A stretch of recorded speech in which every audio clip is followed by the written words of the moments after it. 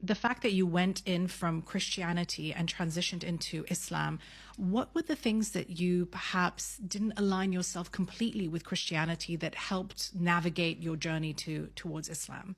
Actually, as a Christian, the deeper I got into my faith, the more questions I had. And I started to be a bit more confused as I was going along. I was going to Bible studies and going to church every Sunday. And I'm not saying that's what makes you religious. But as I went along, I started to have a lot of questions that were unanswered. Actually, the Quran started answering those questions for me, like questions about who is Jesus and is Jesus really God? And these kind of questions, I always had them on my mind. And also another question I had was, are Christians the only people that will get into heaven? And the Quran started answering those questions for me. And one thing that always confused me as a Christian was, like, how can Jesus, peace be upon him, be God if he doesn't know what's going to happen to him on the crucifixion day? I was reading the Bible and it said that he was sweating blood because he was so nervous about what's going to happen. So I'm thinking to myself, if Jesus was God, then how is he nervous about what's going to happen? And from the other side, how can God die?